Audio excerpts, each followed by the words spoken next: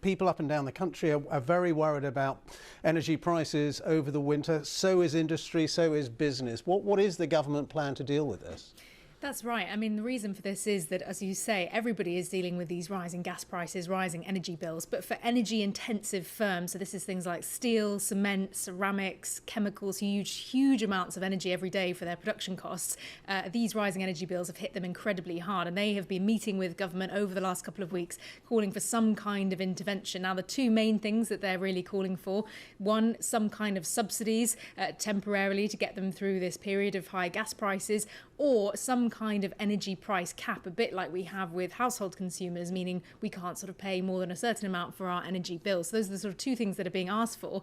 Now, today, the Business Secretary, Kwasi Kwarteng, didn't really say what, if anything, the government is going to do. He didn't really give any more detail on that, other than saying that he is in discussion with these industries to try and come up with some kind of solution.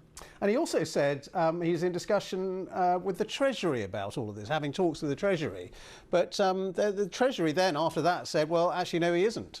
Yeah, there's been a lot of back and forth about this today. I mean, firstly, there were some newspaper reports earlier today saying or claiming that the Business Secretary had requested billions from the Treasury to try and help some of these firms. That's something which the Business Secretary denied. But he did say that he was working with the Chancellor to get through this situation. Now, soon after he said that, a Treasury source then told me that that wasn't the case, that he was mistaken and that the Chancellor hasn't been involved in any kind of talk. So I think what this kind of reveals is that the government itself doesn't yet have the answer for this. They don't yet have the pot of cash which these firms are calling for. And this is certainly something that's kind of going to be an ongoing talk of discussion, particularly with the government's own spending review coming up just later this month. But meanwhile, pressure really building on them, both from the firms, some of whom have already had to halt production in the last couple of weeks, but also from the opposition too. Labour today accusing these two departments responsible for the cost of living of spending the morning fighting over whether or not they're in talks, while the Prime Minister's on holiday in Marbella.